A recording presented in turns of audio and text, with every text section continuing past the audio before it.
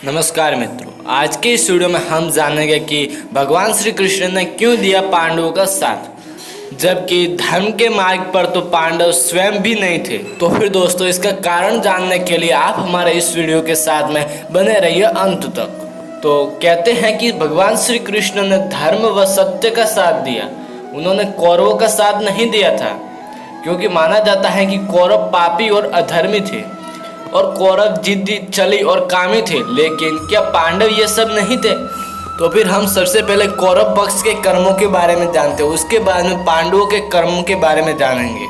तो फिर भीष्म पितामह ने गांधारी के इच्छा के विरुद्ध धृतराष्ट्र से उनका विवाह करवा दिया और दूसरी ओर काशी नरेश की 3 पुत्रियों का अपहरण कर उनका बलपूर्वक विचित्र वीर्य से विवाह करवा दिया, जिसमें से एक अम्बा ने आत्महत्या कर ली थी। और भरी सभा में जब द्रौपदी को निर्वस्त्र किया जा रहा था तब भीष्म चुप थे।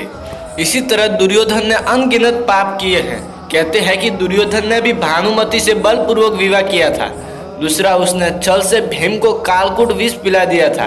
पांडवों को बिना किसी अपराध के उसने ही तो जलाकर मारने की योजना को मंजूरी दी थी। दुर्योधन और उसके सभी भाई निरंकुश थे। महाभारत में दुर्योधन के अनाचार और अत्याचार के किस्से भरे पड़े हैं।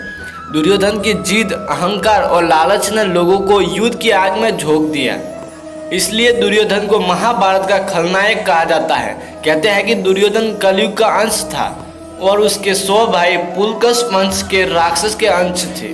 शकुनी ने दुर्योधन को भड़काया और पांडवों को जुआ खेलने पर मजबूर किया। उन्होंने ही गांधारी के परिवार को कैद कर रखा था। जब गांधारी गर्भ से थी तब धृतराष्ट्र ने अपनी ही सेविका के साथ सहवास किया, जिससे उनको युयुत्सु नाम का एक पुत्र मिला। व्योव्रत और ज्ञानी होने के बावजूद धृतराष्ट्र के मुंह से कभी न्याय संगत बात नहीं निकली। पुत्र मोह में उन्होंने कभी गांधारी की न्यायोचित बात पर ध्यान नहीं दिया। इस तरह देखें तो कौरव पक्ष में कई ऐसे लोग थे जो कि पापी और अनाचारी थे। और अब बात करते हैं पांडव पक्ष के कर्मों के बारे में। तो द्रुत क्रीड़ा करना एक व्यवसाय और पाप कर्म था, लेकिन यह जानते हुए भी युधिष्ठिर ने इसे खेला। इंद्रप्रस्थ का निर्माण करने के बाद राजसूय यज्ञ के पश्चात युधिष्ठिर चक्रवर्ती सम्राट बने थे। वह उन्हें अपने अथाह धन व कीर्ति पर गर्व था। जब उनके पास सब कुछ था तब भी उन्होंने जुआ खेलने का क्यों कर्म किया? युधिष्ठिर ने द्रौपदी को दांव पर लगाया और वे हार गए। क्या अपनी पत्नी को जुए में दांव पर लगाना अनैतिक और अधर्म नहीं था? इससे पहले क्या किसी महिला को सभी भाइयों की पत्नी बना देना धर्म सम्मत है? क्या युधिष्ठिर और कुंती इसका विरोध नहीं कर सकते थे? फिर द्रौपदी के रोते हुए भी सभी पांडवों ने दूसरी महिलाओं से अलग अलग विवाह किया, क्या यह भी उचित था? और अब बात करते हैं कि भगवान श्री कृष्ण ने इतना सब कुछ होने के पश्चात पांडवों का साथ क्यों दिया? तो फिर दोस्तों, दरअसल द्रुत क्रीड़ा एक बुराई है, यह जानते हुए भी युधिष्ठिर ने इसे खेलने को स्वीकार किया। शकुनी और दुर्योधन ने उन्हें सार्वजनिक रूप से निमंत्रण भेजा था और उस दौर में यह क्रीड़ा क्षत्रियों में बहुत प्रचलित थी। दुर्योधन का द्यूत का निमंत्रण भेजने के पीछे एक ही मकसद था, बिना युद्ध किए पांडवों से उनका राज्य व संपत्ति को हड़प लेना। द्यूत का निमंत्रण रिश्तेदारों के साथ सौहार्दपूर्ण भावना से खेले जाने वाले खेल के रूप में आया था।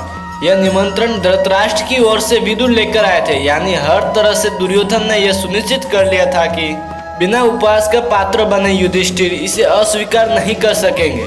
सहदेव के रोकने पर वह स्वयं अपने दुराग्रह के उपरांत भी युधिष्ठिर ने इसे स्वीकार कर लिया। द्यूत से पहले पांडवों का भव्य स्वागत हुआ, सौहार्द व मित्रता की नदियां बही और युधिष्ठिर को यह आभास ही नहीं होने दिया कि वह एक मछली है जो फंस चुके हैं। फिर धीरे धीरे युधिष्ठिर और पांडव पक्ष को दुर्योधन और शकुनी ने अपने जाल में फंसा लिया। अब ऐसे में असहाय युधिष्ठिर अपनी मति खोकर किसी भी तरह पुनः अपना सब कुछ जीतकर वापस लेना चाहते थे। ऐसे में ही उन्होंने नीति का ध्यान रखे बगैर अपनी पत्नी को भी दांव पर लगा दिया। यहाँ युधिष्ठिर का नैतिक पतन हुआ। यह सत्य है, उन्होंने वो किया जो एक राजा, एक परिवार का मुखिया व एक बड़ा भाई होने के नाते नहीं करना चाहिए था। क्रोध, अपमान, ग्लानि व लालच ने उनके विवेक को हर लिया था। और कौरव पक्ष का सबसे बड़ा अधर्म यह था कि युधिष्ठिर से सब कुछ जीतने के पश्चात धन व राज्य को रख देते और द्रौपदी को जाने देते, उसका वस्त्र हरण नहीं करते। उसका वस्त्र हरण करने के कारण वह सबसे बड़े अधर्मी बन गए। तो फिर यह सब घटना के पश्चात भगवान श्री कृष्ण ने पांडवों का साथ दिया। परंतु फिर भी भगवान श्री कृष्ण ने न्याय की भावना रखी और दुर्योधन को अपनी नारायणी सेना युद्ध के लिए दे दी। तो फिर दोस्तों इस वीडियो में आपने जाना कि क्यों भगवान श्री कृष्ण ने पांडवों का साथ दिया जबकि उन्होंने किया वह भी अधर्म था। तो फिर दोस्तों इस वीडियो में दी गई जानकारी अगर आपको पसंद आई हो तो कृपया हमारे इस वीडियो को लाइक, कमेंट, शेयर एंड हमारे कर्मयोगी चैनल को सब्सक्राइब करना बिल्कुल ही ना भूलें। तो फिर ठीक है दोस्तों, आज के लिए इतना ही, फिर मिलते हैं अगले वीडियो के साथ में।